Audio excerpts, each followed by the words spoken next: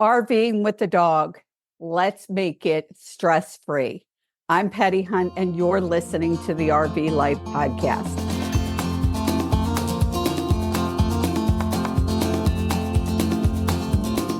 Today's guest has over 30 years of experience training dogs and their humans, and he agreed to share some of his secrets to help you make RVing with your dog seamless. At the time of this recording, which was just a week before I put it out, I am in sunny Orlando, Florida, enjoying the warmer weather, and I am headed to the Florida RV Super Show in Tampa. The RV Life podcast was created over 2 years ago to educate, entertain, and explore the RV lifestyle with the mission to inspire you to live life to the fullest. This week, What You Need to Know is brought to you by Open Road Resorts with locations in Montana, Idaho, Nebraska, New Mexico, and 2 locations near Dallas. I'd say if you're looking to get away from the cold, these are 2 great parks to go to. But at the time of this recording, Dallas is actually getting some snow. Now, that's unusual, and I hope it will clear up really soon because these are 2 great places for you to spend a couple days or a couple months. And that is Good Shepherd RV Park, which is north of Dallas, and Dallas Northeast Campground, which is northeast of Dallas. Not only that, Open Road Resorts is giving 25% off stays of 2 nights or more during the 2025 season. You use code RVLife2025, RVLife25, all capitals. It is case sensitive, and you do have to book by January 31st, 2025. It's good at all the parks for the whole 2025 season. Certain blackout dates do apply. What you need to know, according to IRV2, the number of people that RV with their dogs is close to 80%. 80%. Now, I knew this was a large number. I did not think it was that large a number. And I'll tell you, while I had been on the road full time for over 3 years, and I had always had dogs prior to that, I did not travel with a pet. But I knew this episode was so important because so many people, 80%, traveling with dogs. And I get questions all the time about dogs and pets and travel and how and what's the best breed and all of those things that we're going to cover today. What You Need to Know is brought to you by Open Road Resorts, and you can check them out at openroadresorts.com. My guest today, Casey Ray, is a dog behavior expert with over 30 years of experience training thousands of dogs, their owners, and fellow trainers. He is the creator of the Dream Dog Formula, a transformative 6-phase process that empowers owners the tools to create their own dream dog. Over the years, Casey has been featured on countless news channels and in written publications, sharing his expertise with dog owners worldwide. His first book, Paws of Wisdom, A Journey to Your Dream Dog, is currently in the works. Casey's deep understanding of the unique challenges and joys of RV living with dogs, combined with his extensive expertise, makes him the ideal guest for the RV Life podcast. He and his wife now live in Lake Havasu, Arizona. Casey, welcome to the RV Life podcast. Hi, Patty. Thank you for having me. I'll be honest, just hearing you say that kind of, it's like, wow, that really sounds, thank you for that introduction. That was amazing. You are welcome. Glad to be here. Yeah, we're in Lake Havasu. We don't have any snow. We are kind of dealing with a little bit of wind this time of year. That's our winter storm. So yeah, it gets down into the 60s, or the highs are 60. You poor thing. I know. It can be a lot worse. So I'm not, complaints. I left yesterday. This recording is about a week and a half before the posting. And I left so the beginning of January out of Pennsylvania. It had been snowing. It was 19 degrees in the morning. So you're 60, you're not getting any sympathy from me. Right, But right. Casey, we spoke. You told your story that was so very inspiring. And I was hoping that you would share your story with my listeners. Well, absolutely. I guess it's what kind of brought me to the RV lifestyle. For me, it was temporary, but it's what led to it. So, I had been training for many, many years. Me and my wife had successful brick and mortar locations, multiple locations. And, year after year, that kind of wears on you. You know what I mean? And before you know it, this is after 20 plus years. You can't take vacations. You always got to be there. You can't clone yourself, all these types of things. And it starts to get to you. So I started thinking, and which led me into personal development. I started thinking about other things. And because of that, my business started to decline. And it was kind of weird. It was all kind of a blessing. Then that led right into COVID, which put a nail in it. But looking back at it, it was, the things that I started, all I was focusing on is that I can't go on vacation.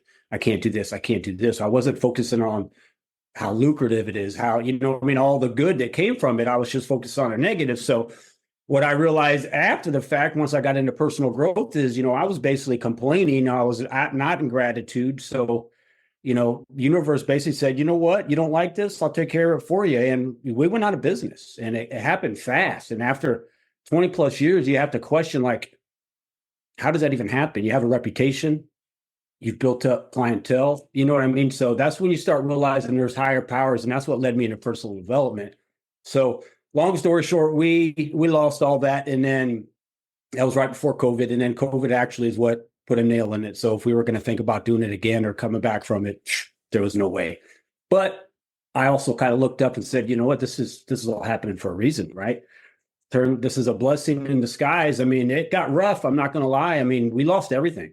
Everything, because we had, it was American dream, you know what I mean? Everything was financed, didn't think about it, had good credit scores, had great income. So it was just like a rolling thing. And, but once the income stops, bam, your life stops. And then COVID really put us, and then like I said, the income completely stopped. And when it's financed, the banks want their stuff back. You know what I mean? So it's like, we lost lake condominiums, boats, and all kind of stuff. And which led us to Lake Havasu. And that's kind of what we're getting at is, so we were like, okay, what are we going to do? We were always West Coast people. We always came to Las Vegas, yearly. And we were like, well, now's our chance. We're empty nesters. We got a baby and grandbabies over in the Missouri area still. But so we packed up what we could. Literally, we left the vehicle behind. We took one vehicle, loaded up what we could in a U-Haul, and left everything to the bank. And drove cross country to Las Vegas. Got there. Long story short, we ended up getting a small loan through the business that we had because some kind of a COVID relief thing or something. So we're like, hey, let's get a fifth wheel. So what we could afford, we got the fifth wheel we could. But that's what started this resort style living and the RV lifestyle. And I loved it. So you moved from there, basically had nothing, got into a fifth wheel, and that's where you hit the road. Now, let's be clear. I thought I saw you had 4 dogs and a cat with you. Okay, right. So yes. I just want people to know. All right, so now you hit the road. So talk about your RV life journey. We hit the road, headed for the West Coast with a trailer with our most, beloved belongings. Me and my wife, actually my mother-in-law, and 4 dogs and a cat. And yep, oh my goodness. And we hit the road. And most people were like, how did you leave all that behind and all that? And I kind of knew there, what was left to stay? We even got bad mouthed, you know what I mean? Like, oh, he's a scammer. I'm like, after 20 years, you don't scam people a lot, you know what I mean? So we were just like, it's time to start over. And this was our shot. And came out here, like I said, in the meantime, I'm also diving into personal development, starting to work with mentors, and they're kind of opening my eyes to this stuff. But this is while I'm learning about the RV lifestyle with all these animals. To me, and people are like, how in the heck did you do that? Just to preface a little bit, is me and my wife, we've always had like a pack of dogs. So that come easy. You know what I mean? And where a lot of people are like, you got 4 dogs. And so I should say one was actually this gal right here. We've lost her since. This, Okay. yeah, Right. Sally Joe, and then two little ones, and then the third one is another little one. So we have three little ones. So we had her, three little ones, and a cat. And you're And so it wasn't. pointing for people who are just listening. What is the dog? It's big that you're pointing to. Oh, What kind of it's dog? yes, it's Sally Joe. She was a German Shepherd Belgian Tavern mix. Oh, She, nice little dog to have in an RV. Okay. well, she's about 65 pounds. Oh, okay. She looks way bigger in the picture. All Yeah, right. and that's I guess you can't really tell. Yeah, so she's Yeah. about Yeah. 65 Okay. pounds. So she 65. was the large one. Like I said, we bought, but again, so we're used to having a pack of dogs. These dogs are also trained, so we can get out at stops, and they're not flying out the doors. They're not busting. And you see a lot of that, right? Yes. That's where I kind of like, wow, how are these people even? They're just dealing with this extra stress when RV lifestyle should be stress free. Right. And that's what I'm hoping you're going to give some of those secrets. Oh, Yes. good. We're To our going to listeners. Okay, absolutely. We're going to jump into all that. Yeah, good. So that's basically what led me. We bounced around, and that was the Las Vegas area with the RVs before we came down to Lake Havasu. We got out of the RV. We actually we're in, if anyone's listening, Beachcomber, which is an RV resort. We're not in an RV, but I love the lifestyle. I love the amenities. You know what I mean? It's neat. It's nice to meet people all around the world. We have snowbirds come down here, and then they go back to Canada. So it's a great place for me. I do business online. So you know what I mean? It's a good place for us to be. But yeah, so the times in Vegas with the RV and then pulling in and, basically just getting out and learning, watching these people, morning to evening, and getting up and even seeing their morning routines, getting out and watching them, dogs sometimes pulling them down the steps, taking them for another walk, and then they're approaching another dog. And it's just like, it's almost so many times I'm like, I should go to this resort owner or manager and say, we could do some kind of group training here or something just to, while I'm here, let's exchange, rent for that kind of thing. But you run into a lot of people, and I guess it goes back to people get dogs on impulse. You know what I mean? It doesn't matter. Most people don't research, hey, I'm an RVer. What I'm going to do. I want to make sure this dog's going to be good for that. And, with that said, I think any dog could be great as an RV dog. The key is the proper socialization time. So you need to get a puppy young enough if you're knowing you're going to be RVing with that dog. And then when you properly socialize them between 8 and 13 weeks, which is when that window is like a sponge, they need to be exposed. They're in the motorhome, they're in a fifth wheeler, getting up and down the steps. They know the routine by 13 weeks. Then it's a breeze. And let me ask a question for my listeners. A lot of people decided to go in an RV. They already have the dog, or they're thinking about going in an RV, and they have a dog. And a lot of the questions online is, how could I help my dog? So I guess my question for you is, people that have a dog that might be a little older, is there still hope to train them to be able to be in the RV and in the RV park and get along with others? Okay, good. Yeah, so you're going to give us some of those. It's an old wives' tale that old dogs can't learn new tricks. We've all heard that saying, right? Okay. Squash that. I mean, I literally had a dog come in and stay with me for 2 weeks at one point in my career. This dog was 13 years old. Wow. And it came in, it was what we call a board and train. The dog stayed with me for 2 weeks, and I turned around and trade the owners. 13 years old. And what I could never figure out, it was the same owner. That was always odd to me. After 13 years, he decided a dog needed training, which is, I've never seen that in all my career. Right. Wow. Right. But the dog thrived. The owners, they was happy. They had a fantastic relationship. Now, I don't know how long that lasted. You know what I mean? Because there was, the dog was old. But my point is, the dog came in and picked it up just like any dog would if you kind of understand what you're training. You don't kind of make up excuses. Hey, this dog's old. That kind of thing. It's when you fall into these pitfalls of trends is when you get in trouble. And we're going to jump into that. I do want to help people because something else, I just want to put a sponsor in there because it is cold out there. Like I said, we were talking before the show. I'm in Pennsylvania. The day I left, it was 19 degrees. You were hemming and hawing and not happy because it was 60. And most of the country has no sympathy for you. But those people that are struggling with the cold, there is a great product. It's called Air Skirts. It is hassle-free RV skirting. And this RV skirting inflates. It goes around the perimeter of the RV and prevents the warm air from escaping, protects pipes from freezing and causing damage, saves on heating costs. And the way it works is it uses the trapped air as a natural insulator. It's made of heavy military grade PVC coated canvas, and it sets up in minutes. It's amazing. There's a pump that inflates it and then deflates it. So it goes into a nice compact case. So it's easy to store. Air Skirts is giving my listeners $200 off a kid order. And that code is RVPOD, RVPOD. And you need to go to airskirts.com if you're looking to get warmer. And the weather this year seems like it's going to be crazy weather-wise. So yeah, you don't sound like you need this, Casey, but for those of us that really are in the cold in an RV, like people right now in Dallas, they might be able to use this. So it's an amazing product. Okay, so let's jump in. I'm going to leave it up to you. You're the expert. We're going to break it down step by step. I was a teacher for 20 years, so I'm all about breaking things down into bite-sized chunks for people. Let's talk, where do we want to start? Let's talk about the RVer that's looking for a dog that they want to travel with. Are there certain breeds? You tell me what that RVer needs to know. I want a pet to travel with me. I'm traveling solo. I have kids. It's me and the wife, or, the two people. Okay, so let's start there. Perfect. What I did want to add to, you were talking about the snow and the cold and all you guys out there, when you're on the road and if you're somewhere and you can beat the snow, but you're parked and the snow is coming, here's a neat little trick. And some of you may have heard of this, may not. Grab yourself a little 5x5 tarp at the hardware store, and before the snow comes, put the tarp down. When the snow's done, pull it up, and you got a nice little potty area, relief area for your dog. That's a great idea. Now, I've always had dogs. My whole life I had dogs. And I had a cat at one point. I moved in with somebody that had a cat.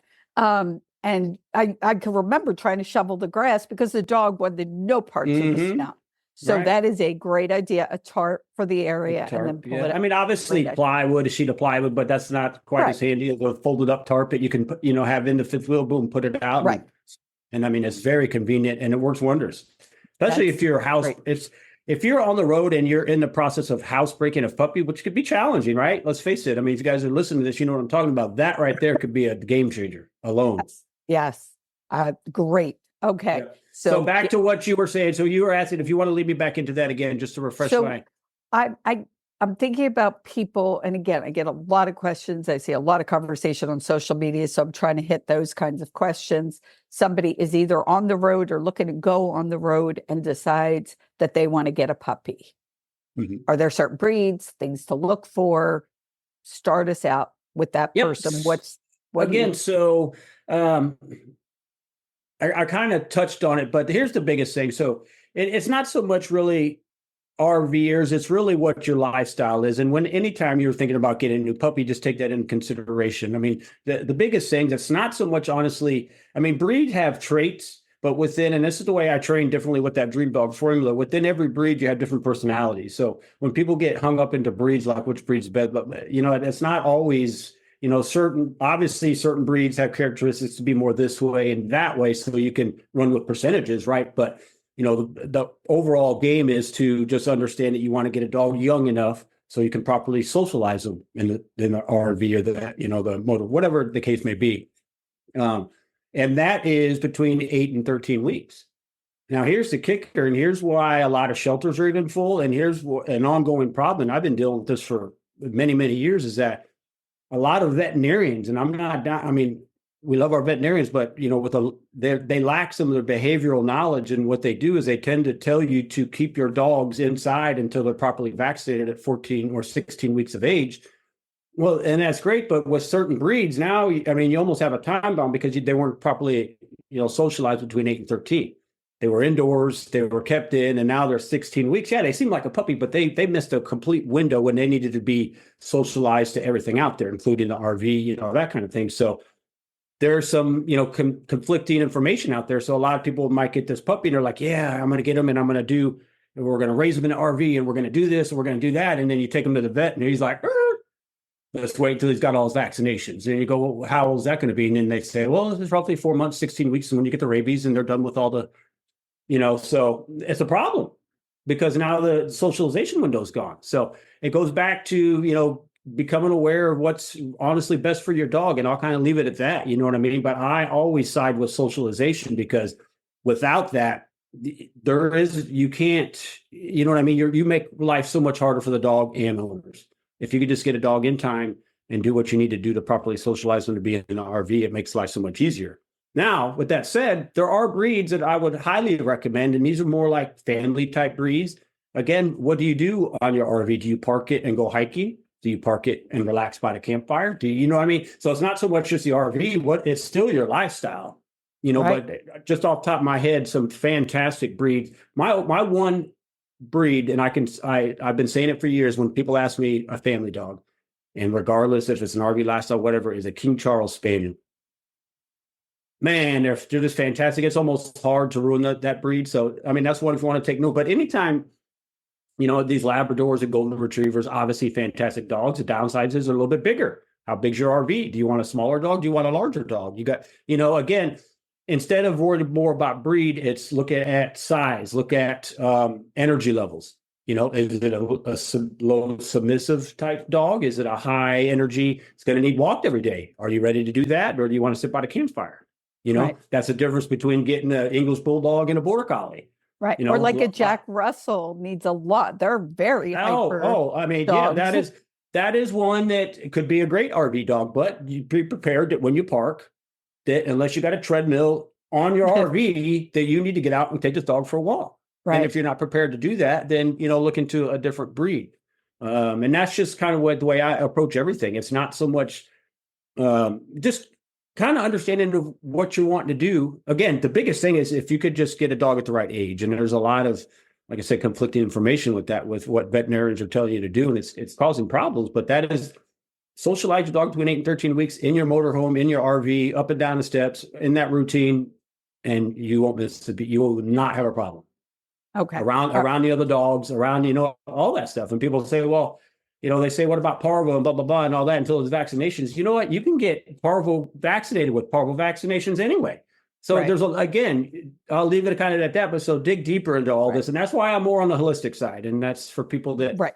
And so I just want a little bit of a disclaimer. You're not a doctor. You're not claiming to be a veterinarian and know the ins and outs. Your opinion, your thoughts is that it's not that I'm going to say big a deal. So let me just give an example. I had a dog I spent a lot of money on her. She was a Schnauzer poodle.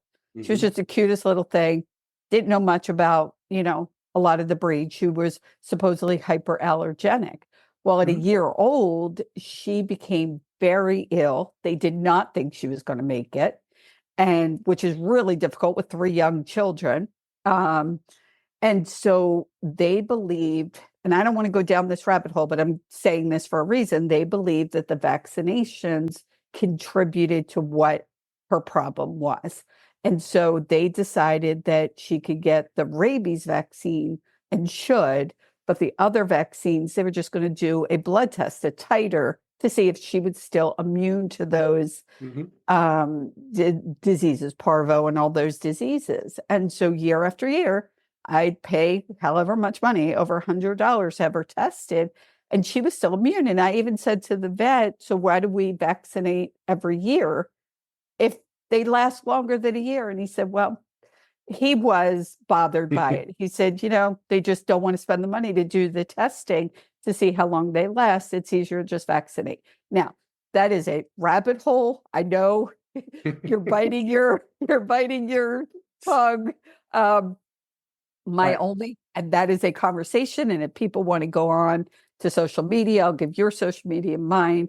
They could rant, they could talk about it, they could ask questions, because it is definitely a rabbit hole. The only reason I'm saying it is because she was around other dogs, and so the concern for me, honestly, was not that I wasn't that concerned. I'm more holistic as well.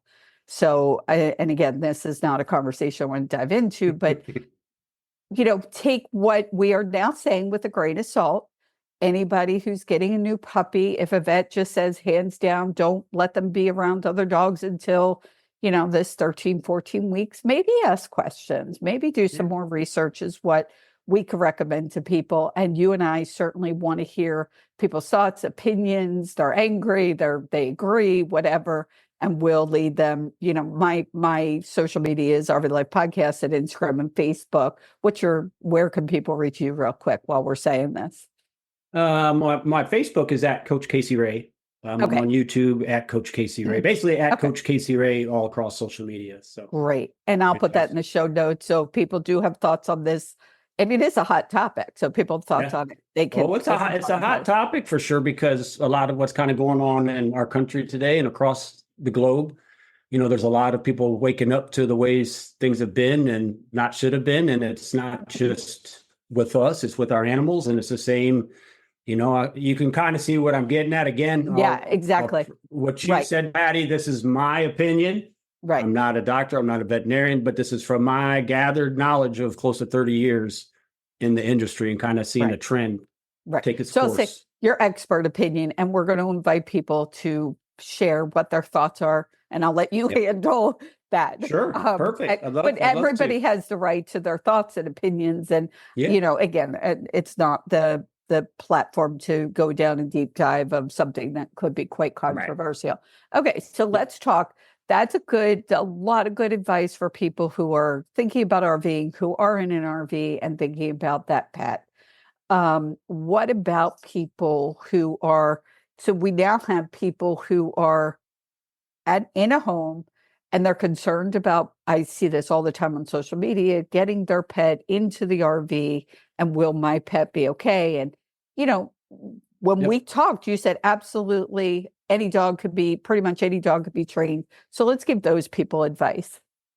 Perfect. And I was going to jump into that. I'm not sure if we skipped that part I know we talked about what to do when choosing a new dog, but I don't know if we really got into, okay, you already have a new dog. You're either having troubles on your journey in the RV, or you're considering an RV journey and you're wondering and you have questions. Right. So both. We need to cover both of those things. I see those questions a lot. So what would be the first one? So let's say the first one is you have a dog that's kind of misbehaving around the house and you're thinking of the RV lifestyle. And honestly, guys, this is where you have to be honest with yourself. What is misbehaving to you?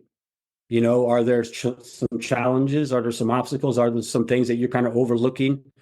When you go on that walk, is he growling at the other dogs, but you're, on this side, you're still, focusing on the RV lifestyle, knowing that there's going to be dogs at every stop, multiple, that kind of thing. So, just be honest with yourself. With that said, as long as, and this goes back to the socialization between 8 and 13 weeks, as long as you have a dog that's been properly socialized, any behaviors I've been successful with assisting with, or, you know what I mean? I don't like the word fixing. That sounds tacky, but you be successful at attaining or having owners implement them on their journey. And that's kind of what training is, it's not so much about, hey, my dog knows how to sit and down and place and come and heel. It's understanding how to use those, implement those in situations to make your life easier.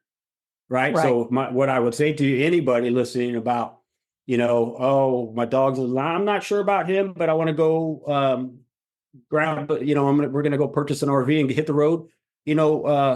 Take a quick course, take a quick training course. It doesn't have to be anything major. I'm not talking advanced competition and these dogs got to be completely off leash trained, but have the basics down, and that takes me back to my dream dog formula where, the basics are great, but you really want to take any training through a reinforcing phase, just so you build that bond and that communication between dog and owner. That makes it so much easier when you get on the road and you hit those distractions. If everything's been in the learning phase and it's all been treat, hey, I got a treat, will you sit? And it's all basically been bribed. Now you're in real life scenarios and that blows up in your face. So that's why I always recommend never stop at just a learning phase. And that's very typical of if you go through a group class. You go through and my dog learns all these commands, great, you graduate, boom, and everyone's happy, but is your dog really going to do that when they need him to? No. And that's the mistake people think, going onto the road. Well, I never trained. Well, are they? And be honest with yourself. And that's why I would say, make yourself a little wish list. contact a professional, say, look, these are some things I'm, you know, have some questions about, and here's what I'm thinking about doing, and let the professional kind of guide you. That's what I would recommend.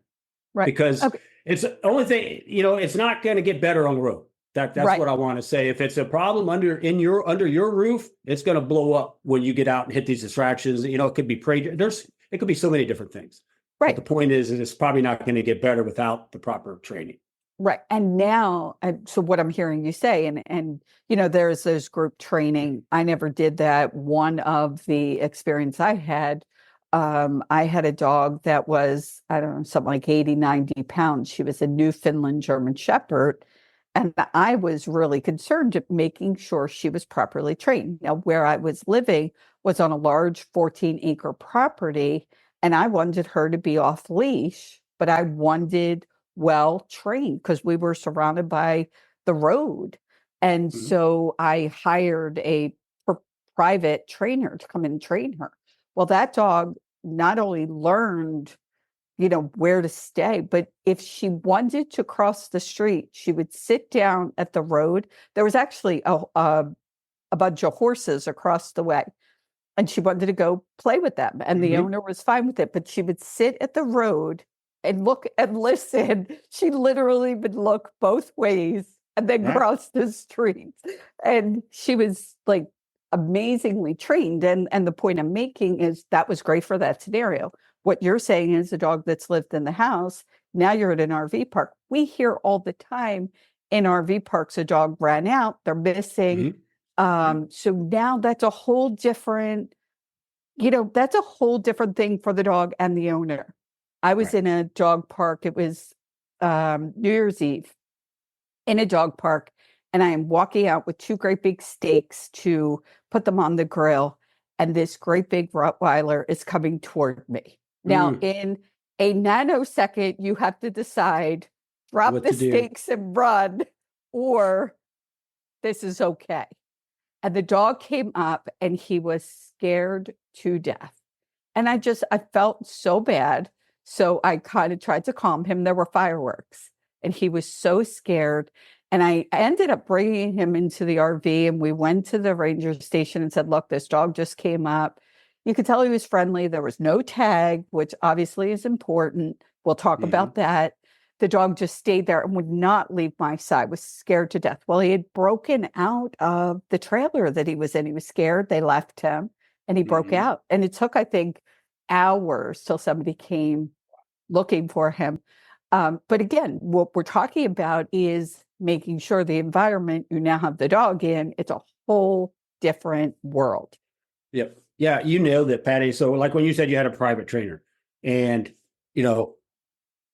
a private trainer can also do things incorrectly as well. But usually with a private trainer, you get one-on-one. And what that does is it takes you through a learning phase and kind of a reinforcing phase in the proper environment. You don't want all these dogs to the left and to the right when you're trying to say, hey, look at me, focus on me. And that's where, that's where that group environment. So, with a private trainer coming out, they could come out and, work with someone one-on-one. They could maybe say, hey, let's go see your RV. Let's go train the dog inside the RV. That's what I highly recommend. Implement your obedience inside the RV. If you only implement it in your house, it'd be great in the house, but then when in an RV, the dog doesn't listen. That's the way dogs work. They're very simple-minded.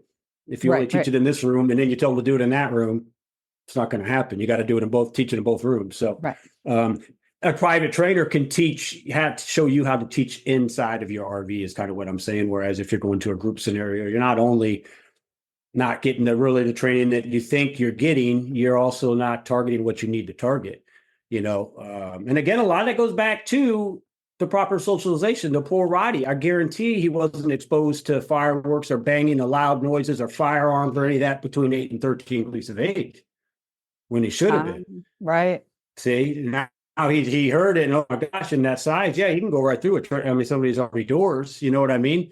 And that's what it creates, that kind of trauma in these dogs where socialization would just, and again, me being a holistic guy, I've been successful with some fantastic quality CBD oils that are great for fireworks, natural herbs that can get in there and they affect the brain tissues. There's all kind of neat ways of, you can proactively protect your dog from that kind of stuff. And that's maybe for another day, but that's something that's That's a great suggestion. And again, people could reach out to you and ask questions, and you could decide how you want to help and guide people in that.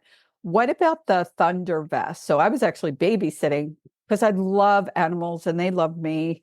And we were in a park and there was a family and they wanted to take the kids for the whole day. And I said, leave the dog. And the dog had a Thunder vest, I believe is what it was called. Are they? Yeah, no.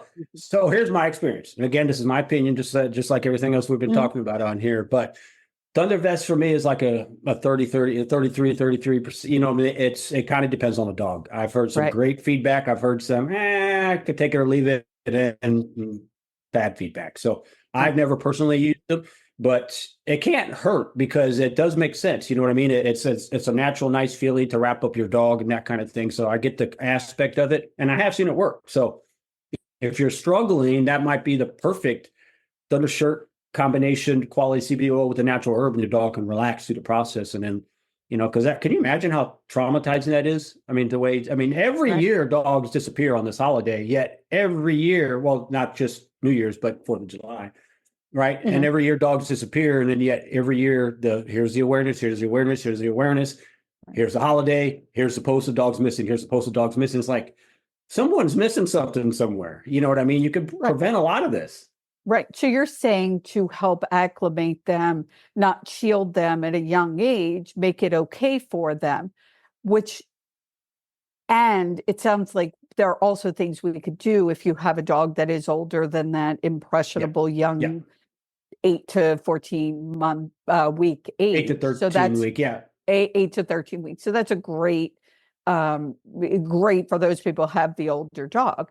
Now that brings me to my thought. And again, I want to tell a story. When my husband Dan and I lived in Las Vegas, we had friends of ours that had a Frenchie.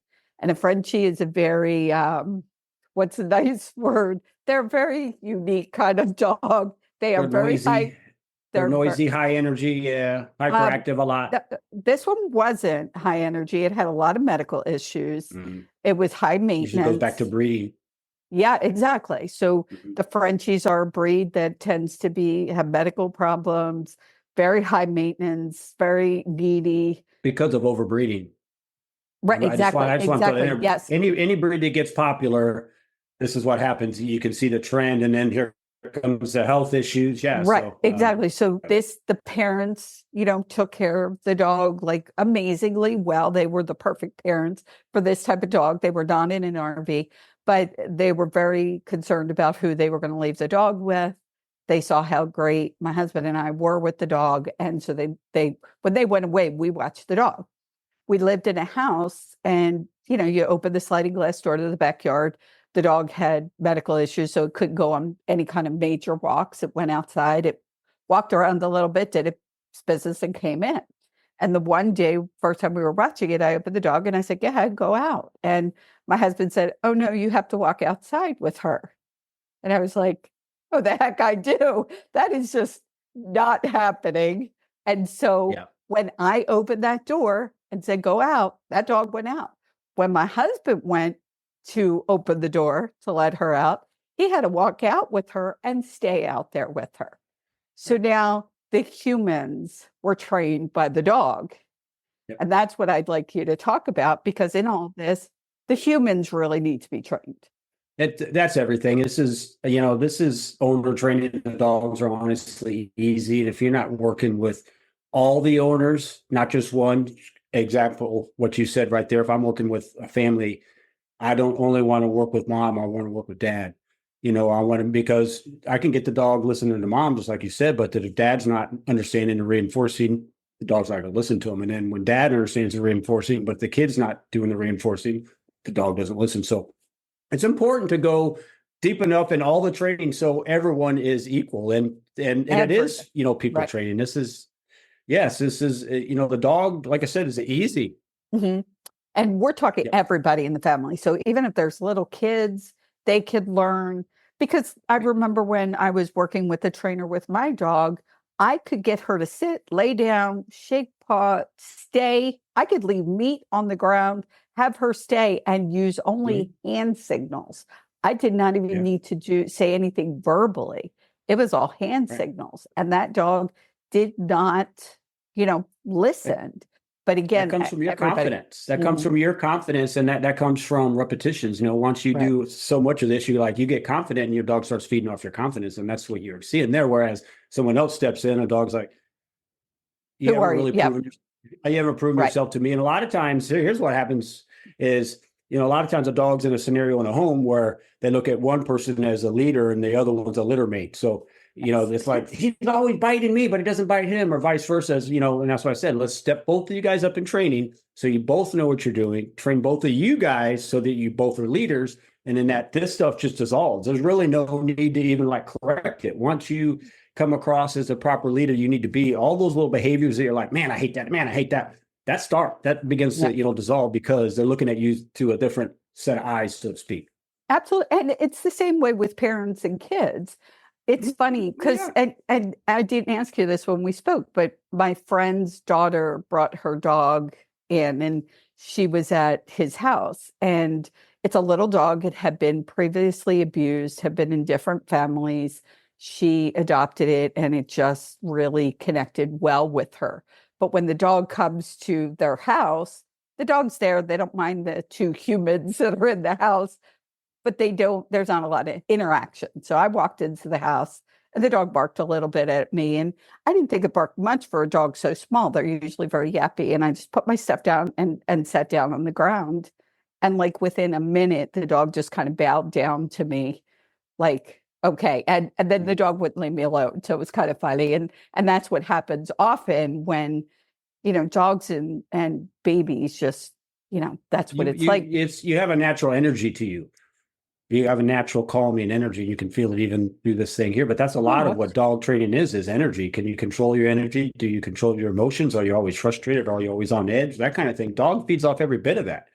You know what I mean? So they're picking up on you. Yeah, when you go into a new scenario, and this is what stops me from getting nailed at the door, having to learn this early on, is that if I go in, and this might be a dominant dog or aggressive dog type consultation in their home, I usually don't like to do that because I like to get them on neutral ground. But if I'm going into their home, I know I do not look at those dogs' eyes for a split second, because all it takes is like that. And then if I locked eyes with that dominant dog and we did that, it's on right there.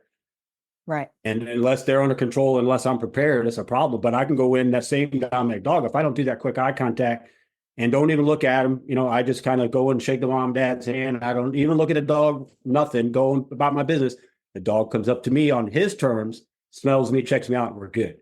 But most people don't do that. They'll reach out, they'll try to pet the dog, they'll do something, and it triggers the dog. So yeah, just a lot of this is awareness, Again, going back to, if you're having any of these problems while you're in the park, in your RV, something that a phone call with a professional a good professional can just walk into it over the phone.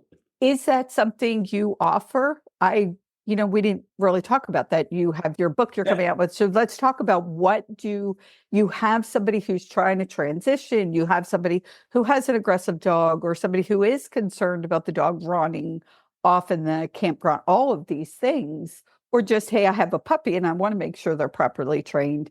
So what do you offer? Great question, Patty. And actually what that does is it takes us all the way back to the beginning of the story, where my RV days, I lost the business, right? How did I get to training again? And this is kind of how this ties in. So as I'm in my RV and kind of just trying to find my way, going through personal growth, doing a lot of reading, spending time with my mentors, because that's, having some faith, because without that, when you're down and out, and we spent time in a storage unit, I've shared that with people. And it's, when you don't know where your next bathroom or meal's coming from, sometimes that could be very, but you got to have faith. And I believed in the same thing that took my business out could rebuild my next one, if that makes sense. So I just, same thinking process. Right. I stayed strong. And actually I got, where I know this mindset, laws of the universe very well. And I started coaching it. And that's kind of what kept us going until one day, working with my mentor, and he said, okay, Case, I got to talk to you about something. I'm like, oh boy, here we go. But he said, so I was kind of just, on the internet and threw your name around on Google. And he says, I knew you were a dog trainer, but he didn't realize what I was giving up. And instantly there was a page, and I don't even know where this came from. Again, is this something for me? It was a bark.com, but it was 50 plus 5-star reviews of mine. No other reviews, nothing else about losing the business, none of that. And it was all sitting right there. And he's reading them to me. I'm going, where did you find this? And he says, it's out there on the internet. So he said, you really are giving up a lot, by, he said, so tell me what didn't you like about the business? And I told him, I couldn't go anywhere. I couldn't slow myself. I couldn't be everywhere at once.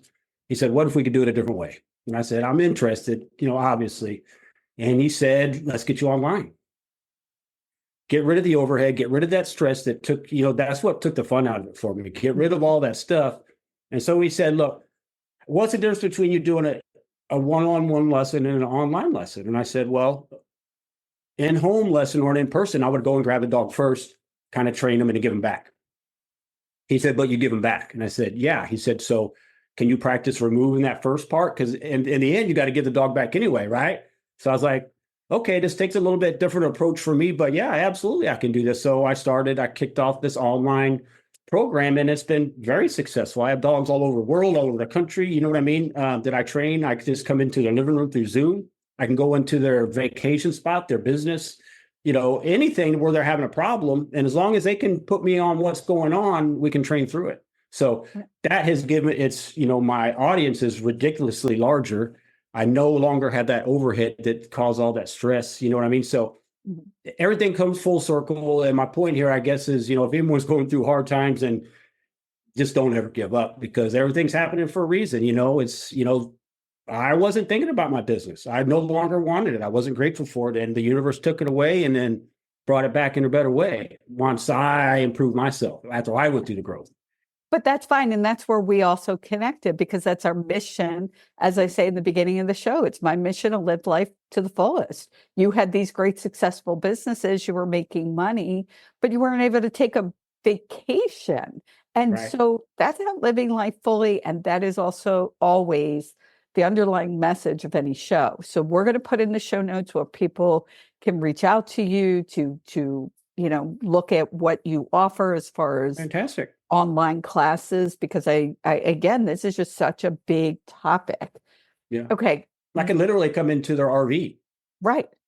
And as long as you have Zoom and an app on your phone, boom, I'm right there. Yep. You know what I mean? And we could do one-on-one, get rid of the group, get rid of the distractions, and get to work. I mean, and so it's very successful. Right. Yeah, I see a lot of potential here. We talked about different categories: the person that's looking to get the animal and start on the road, the person that already has an animal that's older, that's looking to get on the road, and the person that's already on the road with an animal, a dog, that's just not, they're worried about it escaping and just not helping it to acclimate. A couple things I want to bring up, a couple questions that I thought of as we were talking. But before we do that, I do want to talk about open roads fuel card. So as people travel around the country, whether you have the dog or not, if you're traveling in a diesel RV or diesel truck, open roads fuel card is the way to save money. You get the card for free. So you apply for the card, you get it for free.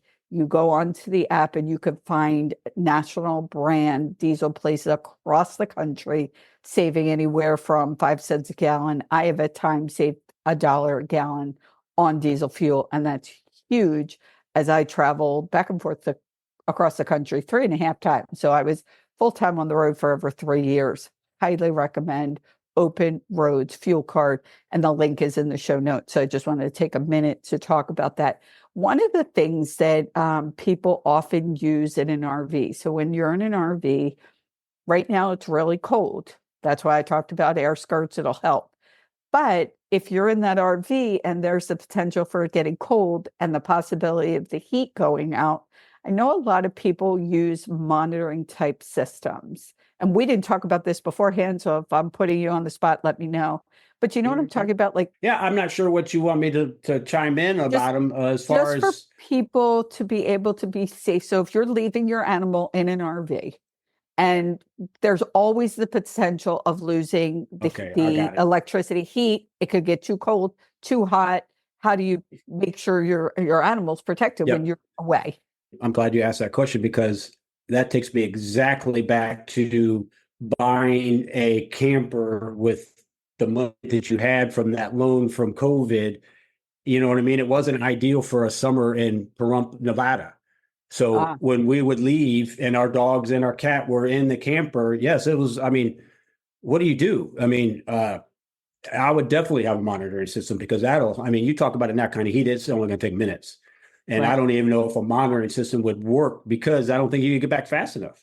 I mean, how would you, what if your air conditioners went out? I mean, most of these rigs these days have multiple air conditioners, but what if you had one and it went out? I don't even know if you have two, can one go out and one keep running, or how does that really work? But it could, yes. There are situations where it could. If the power goes out, obviously everything's going out.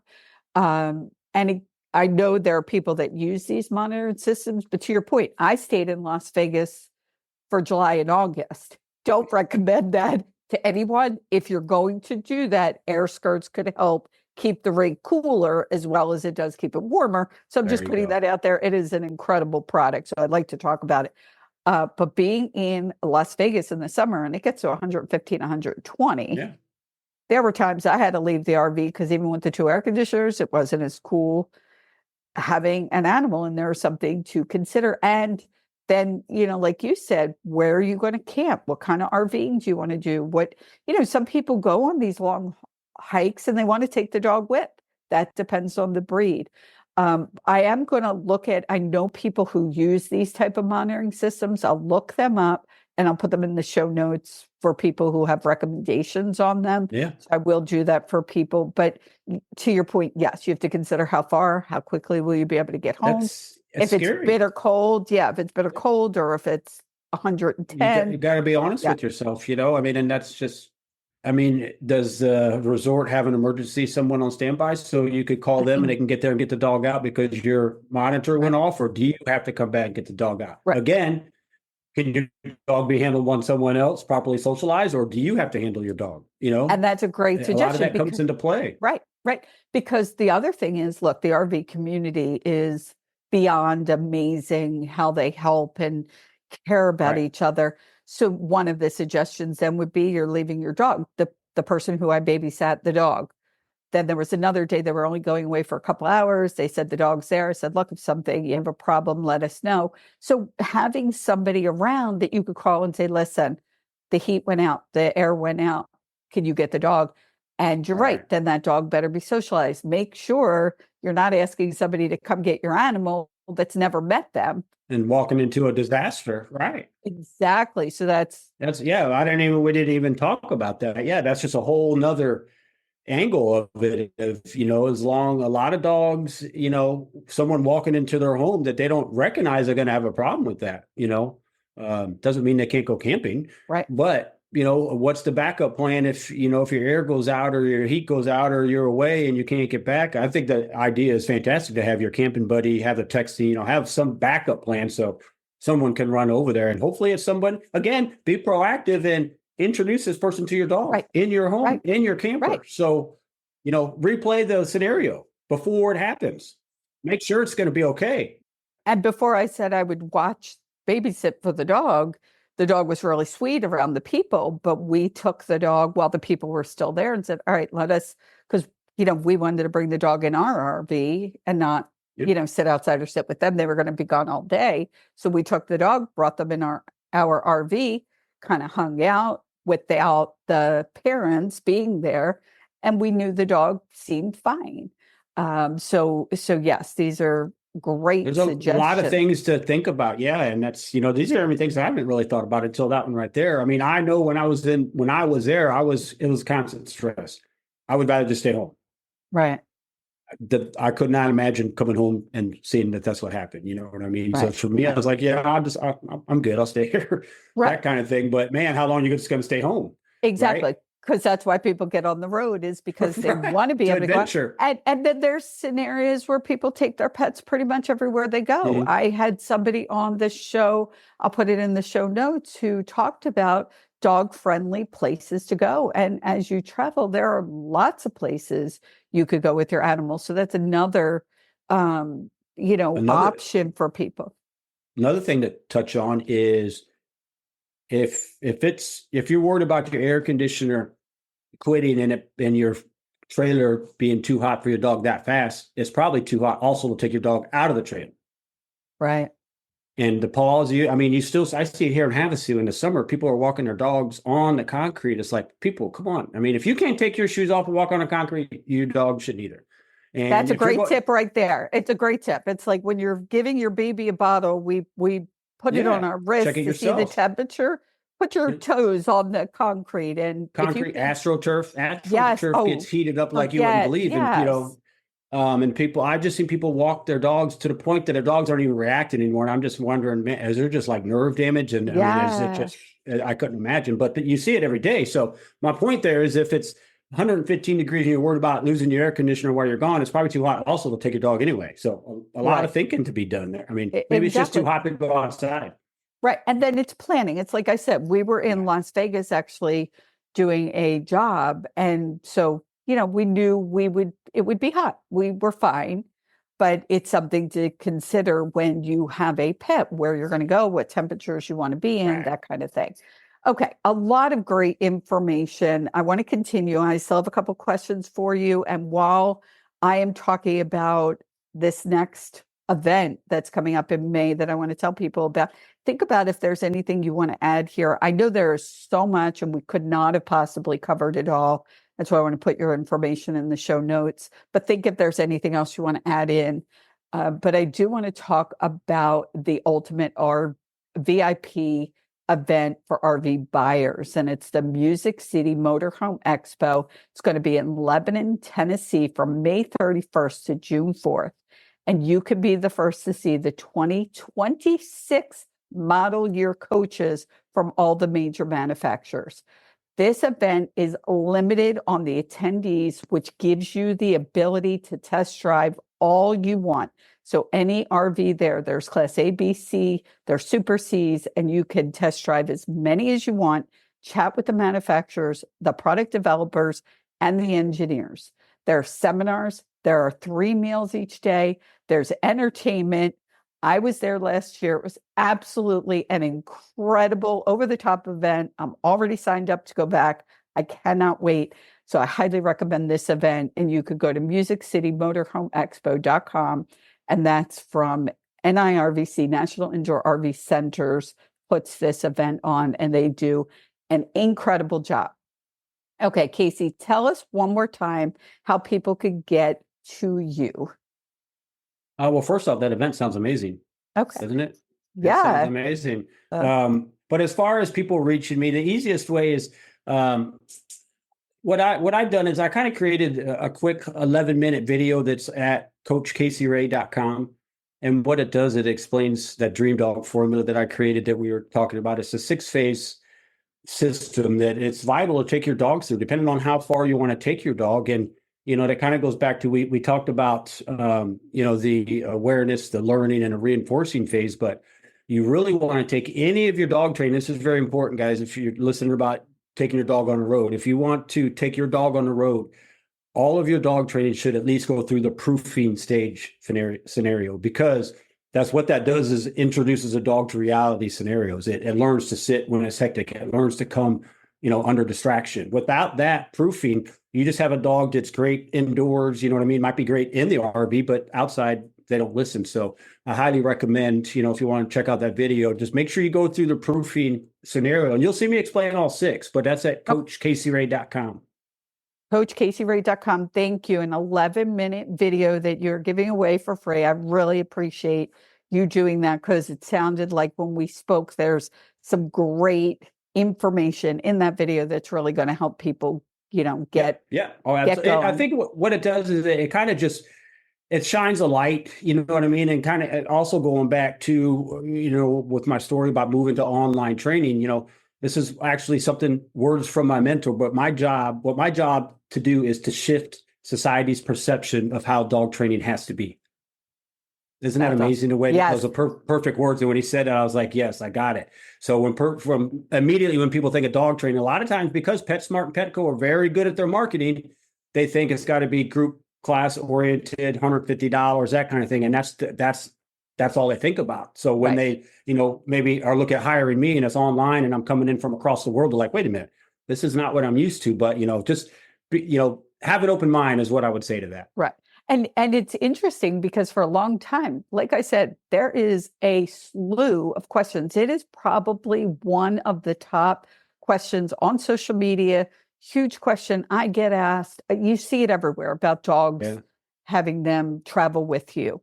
And so I kept thinking, okay, how can you do this when most training is, on site? How does that work? So when you and I were introduced by my friend Elizabeth, and I'm very grateful she introduced us, and you said, oh yeah, I do everything online. I was like, there's the answer. It was perfect. So this gives which goes back RVers, to what I was saying, that, when you kind of align yourself, you know what I mean? Everything happens for a reason. I'm a true believer of that. And Oh, that's, me too. I was doing the exact same thing I was before with less experience, with less energy experience. You know what I mean? Having overhead, having the stress, having the, just the, anybody who has a brick and mortar store knows what goes into that. And it's just exhausting. Right. And it got to the point where, where you couldn't even hire good help. You know what I mean? It's like, man, so I got to be here all the time. You know what I mean? Right. This isn't the dream that I thought of, so Yeah. everything leads to another. And that's why I'm here. I got rid of all the overhead. Yes. I love it. I'm happier never as I can be. So, and you could be living your best life, which is, I know that's what RVers are looking for. Okay. Yep. So now it's time for the question of the week. I'm going to ask you the question, give you a minute to think about it. And the question is, for our listeners, what's something that you would recommend them putting on their bucket list? So something you were thinking about doing or that you have done. And I always put my guests on the spot. So I'm going to give you a minute to think about it while I mention that the question of the week is brought to you by Open Roads Innovative Toll Solution. This is a toll pass that covers all 48 states. It is one fee. It's $24 a year. You have money on your card. So when you go through a toll, it deducts the money just like any other toll pass works. What's different about this toll pass, not only the fact that it covers all 48 states, which there is no other toll pass that covers all 48 states. It also they have concierge service. So if you should have a problem, you get those fines in the mail that I'm sure we've all gotten at one time or another. They will take care of it for you. They will handle it for you. So you do not have to worry. I have had this toll pass for, I'm going to say close to 2 years, and it has made things life so much easier and saved a ton of money. Highly recommend it. The link is in the show notes. Use that link in the show notes to get your innovative toll solutions, toll transponder. Okay. Casey, so to the question, did you come up with an answer? Well, I think I did. I was trying to make it canine related, which would make sense, right? How about, I think everyone should, in their lifetime, experience owning a dream dog and being able to take that dream dog on your dream vacation. Right. Right. That's, to me, I live that too. It's like, you know what I mean? Even traveling abroad, it's harder, but it's like, you know what I mean? I want my dogs with me. And that's, to me, for the dream vacation, you got to have the dream dog. They got to be trained and you got to be able to take them with you. Otherwise you may enjoy your vacation, but it's not your dream vacation. And to be a dream vacation on a bucket list, I think you got to have your dog with you.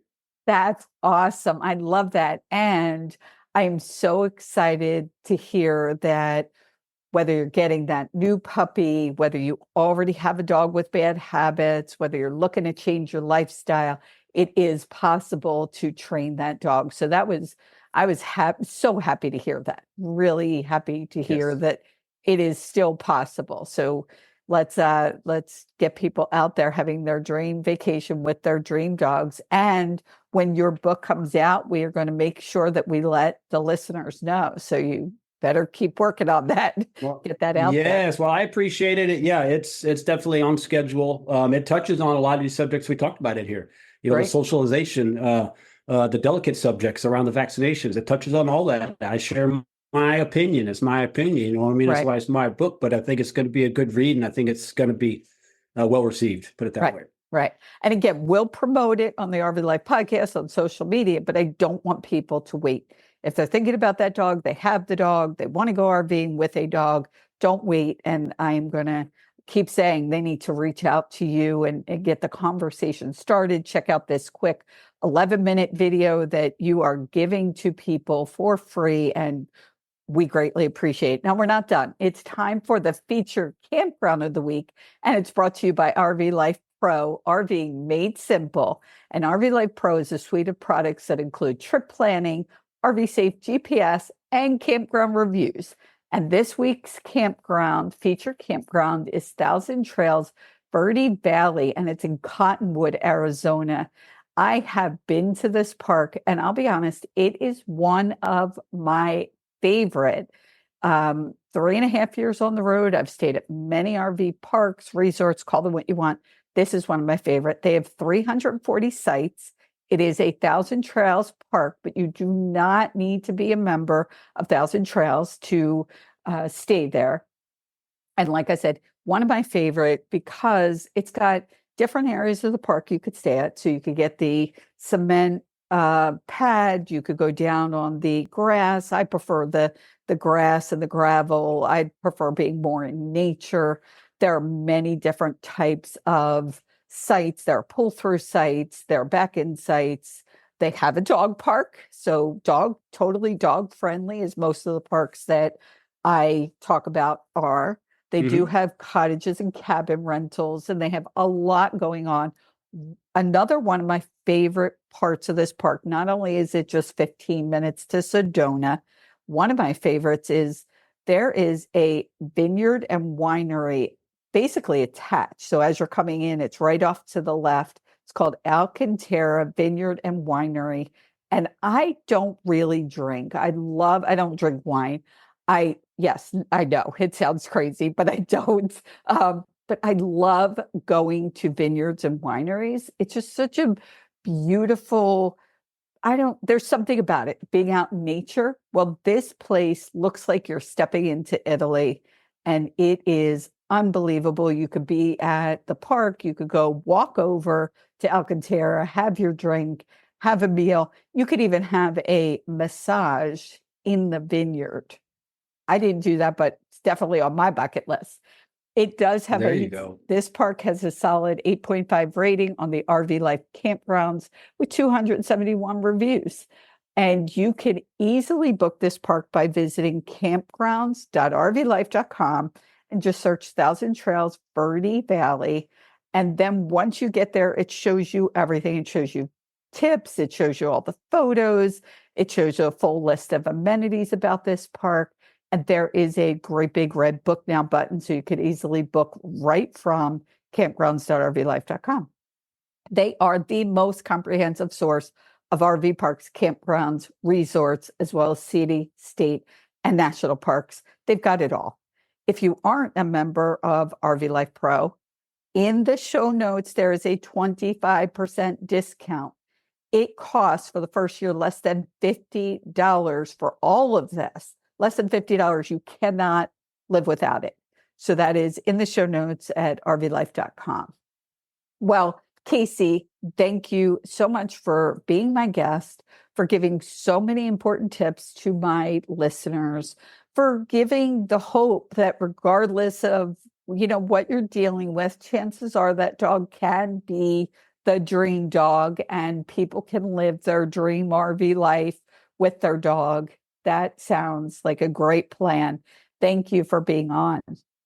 Oh, well, thank you, Patti. Thanks again for having me. Like, you can't stress that enough, guys. Don't ever fall into the pitfall of, my dog can't learn. Doesn't matter how old it is. Is create a lifestyle that your dog can, thrive and be fulfilled in. And that's, once you get that kind of bond, you'll never not have it. And that's what I like to teach with people is, it's, a lot of people get it. A lot of people don't yet, but that's what I'm trying to do is like, look, get to this level. And it's like, man, it's like magical. So don't ever give up. And just, if you're having a problem, just contact a professional. Like I said, you have my contact information there and I'll be more than happy to talk to you. Also, if you check out that 11-minute video, there's that you can apply to work with me right on that same page. Okay. And that's kind of the easiest way to get everything moving. So. And that's CoachCaseyRay.com, and you're on social media so people can reach out. I highly recommend people reach out, ask the question, disagree, agree, whatever it is you want to say, feel free to say it. People can reach out to me on RV Life Podcast, Instagram or Facebook. And I would love to hear from people in whatever podcast platform you're listening on. You could go to the review section, leave a question, a comment. I would love to hear from you.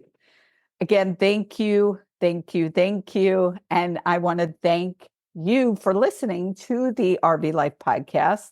Remember, life is a journey. Live it each day to the fullest without regrets. I'm Patti Hunt, and you've been listening to the RV Life Podcast.